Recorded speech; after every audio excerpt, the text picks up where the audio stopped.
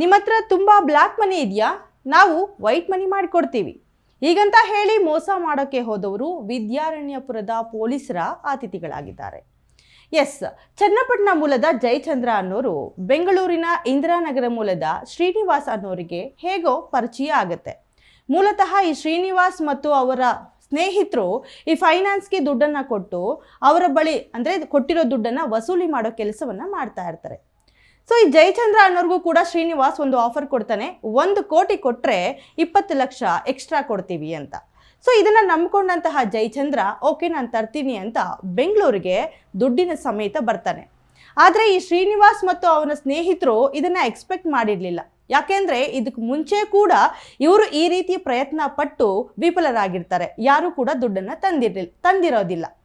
So ಈಗ ಜಯಚಂದ್ರ ಬೆಂಗಳೂರಿಗೆ ಬರ್ತಾನೆ. ವಿದ್ಯಾರಣ್ಯಪುರದ ಒಂದು ಪ್ರೈವೇಟ್ ಆಫೀಸಲ್ಲಿ ದುಡ್ಡನ್ನು ಎಕ್ಸ್ಚೇಂಜ್ ಮಾಡೋದು ಅಂತ ಮಾತುಕತೆ ನಡೆದಿರುತ್ತೆ. ಸೊ ಈ ಶ್ರೀನಿವಾಸ್ ಜೊತೆ ಸಚಿನ್, ಮಾರ್ಟಿನ್, ರವಿ, ವೆಂಕಟೇಶ್ ಹಾಗೂ ಅಂಬರೀಷ್ ಅನ್ನೋರು ಕೂಡ ಇರ್ತಾರೆ. ಸೊ ದುಡ್ಡನ್ನು ತಂದಾಗ ಈ ಶ್ರೀನಿವಾಸ್ ಎಂಬುವರು ದುಡ್ಡನ್ನು ನಮಗೆ ಕೊಡಿ, ಇನ್ನು 2 ದಿನದಲ್ಲಿ ನಿಮ್ಮ ಅಕೌಂಟಿಗೆ ದುಡ್ಡು ಟ್ರಾನ್ಸ್ಫರ್ ಆಗುತ್ತೆ ಅಂತ ಹೇಳ್ತಾರೆ. ಸೊ ಇದಕ್ಕೆ ಅನುಮಾನ ಬಂದಂತಹ ಜಯಚಂದ್ರ, ಇಲ್ಲ ನನಗೆ ಫಸ್ಟ್ ನನ್ನ ಅಕೌಂಟ್ಗೆ ದುಡ್ಡನ್ನು ಹಾಕಿ ಆಮೇಲೆ ನಾನು ನಿಮಗೆ ದುಡ್ಡನ್ನು ಕೊಡ್ತೀನಿ ಅಂತ ಹೇಳ್ತಾರೆ. ಸೊ ಇವರು ಬಿಟ್ಕಾಯಿನ್ ಮುಖಾಂತರ ನಾನು ನಿಮಗೆ ಅಂದರೆ ನಿಮ್ಮ ಅಕೌಂಟಿಗೆ ಹಣ ವರ್ಗಾವಣೆ ಮಾಡ್ತೀವಿ ಅಂತ ಹೇಳಿ ನಂಬಿಸೋ ಅಂತ ಪ್ಲ್ಯಾನ್ ಮಾಡಿರ್ತಾರೆ. ಆದರೆ ಜಯಚಂದ್ರ ಒಪ್ಪೋದಿಲ್ಲ. ಅದೇ ಸಮಯಕ್ಕೆ ವಿದ್ಯಾರಣ್ಯಪುರದಲ್ಲಿ ಪವರ್ ಕಟ್ ಆಗುತ್ತೆ. ಆಗ ಜಯಚಂದ್ರ ಬಳಿ ಇದ್ದ ದುಡ್ಡನ್ನು ಕಿತ್ಕೊಂಡು ಆರೋಪಿಗಳು ಎಸ್ಕೇಪ್ ಆಗ್ತಾರೆ. ಆದರೆ ಜಯಚಂದ್ರ ಮಾರ್ಟಿನ್ ಅನ್ನೋನ್ನ ಹಿಡ್ಕೊಂಡು 112ಗೆ ಕಾಲ್ ಮಾಡಿ ವಿದ್ಯಾರಣ್ಯ ಪೊಲೀಸರಿಗೆ ಮಾರ್ಟಿನನ್ನು ಒಪ್ಪಿಸ್ತಾರೆ.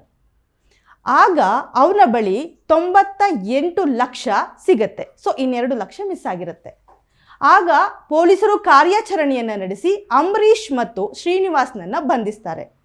ಸೊ ಇನ್ನುಳಿದ ಸಚಿನ್, ವೆಂಕಟೇಶ್ ಮತ್ತು ರವಿ ಅನ್ನೋರು ಎಸ್ಕೇಪ್ ಆಗಿರ್ತಾರೆ. ಸೊ ಈ ಒಂದು ಪ್ರಕರಣವನ್ನು ದಾಖಲಿಸಿಕೊಂಡಿರುವ ವಿದ್ಯಾರಣ್ಯ ಪೊಲೀಸರು ಅವರ ಪತ್ತೆಗಾಗಿ ಬಲೆ ಬೀಸಿದ್ದಾರೆ.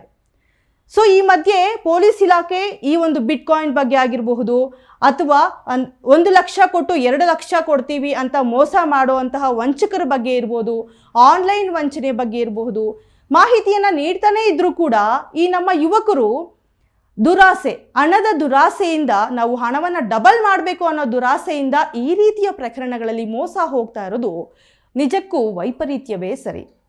ಯು ಟೈಮ್ಸ್ ಕನ್ನಡದಲ್ಲಿ ಮತ್ತಷ್ಟು ಲೇಟೆಸ್ಟ್ ಅಪ್ಡೇಟ್ಸ್ಗಳಿಗಾಗಿ ನೋಡ್ತಾ ಇರಿ ಯೂಟ್ಯೂಬ್, ಫೇಸ್ಬುಕ್.